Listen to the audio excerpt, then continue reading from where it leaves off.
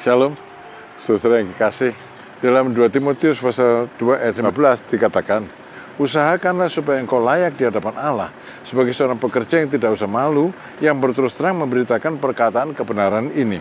Saudara, orang mencari pegawai yang kompeten, tapi pegawai juga mencari majikan yang kompeten. Apa arti kompeten? Kompeten adalah orang yang tahu kewajibannya, mampu memenuhi kewajibannya, dan mau memenuhi kewajibannya. Ya, seorang pekerja yang kompeten, dia tahu kewajibannya, mampu memenuhi kewajibannya, dan mau memenuhi kewajibannya. Itu yang dicari. Tapi seorang pegawai juga mestinya mencari majikan yang kompeten, yaitu majikan yang bisa menjamin kewajibannya, memberikan honor sesuai dengan yang dijanjikan, menjamin masa depannya, kenaikan karir, dan sebagainya. Saudara, kompeten itu memuaskan orang yang berkaitan dengan dia. Tuhan adalah Tuhan yang kompeten, saudara. Tuhan memuaskan orang-orang semuanya yang punya relasi dengan dia. Tuhan tahu kewajibannya. Dia bilang, aku memilikimu, aku menjagamu, anak-anakku. Dan saudara, Tuhan tidak pernah mengingkari kewajibannya. Dia tahu kewajibannya, mampu memenuhi kewajibannya karena janjinya itu adalah kewajiban bagi Tuhan sendiri, lalu dia mau memenuhi apa yang telah dijanjikannya. Bagi Tuhan, janjinya adalah kewajiban, saudara.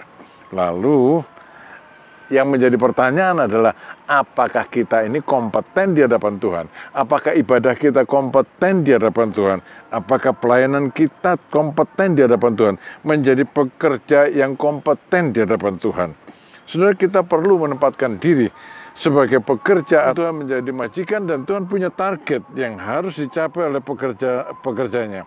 Kita bukan sales dari kerajaan sorga, tapi kita adalah duta dari kerajaan sorga. Kita sudah ada dalam kerajaan sorga, diutus ke dunia untuk memperkenalkan kerajaan sorga kepada dunia ini dan membawa mereka kembali kepada Tuhan.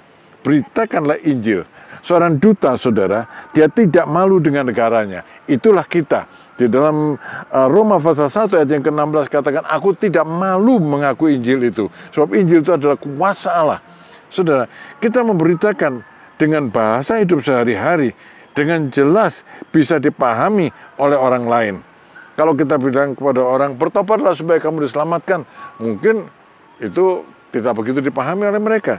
Tapi kalau kita bilang dalam bahasa kita sehari-hari, kehidupan seorang duta yang benar, orang akan memahami ya dari tutur kata kita, dari perbuatan kita, dan mereka akan tertarik. Dan kedua, karena tugas kita memberitakan kebenaran dalam bahasa hidup sehari-hari, maka kita harus menguasai apa? Kehidupan dalam kerajaan sorga. Bagaimana kita bisa menguasainya? Bacalah Alkitab dengan sungguh-sungguh, dengan berdoa, carilah kehendak Tuhan dalam Alkitab, lalu lakukanlah. Untuk itu buka hati untuk firman Tuhan. Saudara-saudara, jangan asal baca, lalu lupa. Tapi baca dan pahami dan wujudkan itu dalam kehidupan sehari-hari. Saya ulangi lagi, nasihat Paulus bagi kita, pekerja-pekerja Tuhan, usahakanlah supaya engkau layak di hadapan Allah sebagai seorang pekerja yang tidak usah malu, yang berterus terang memberitakan perkataan kebenaran itu.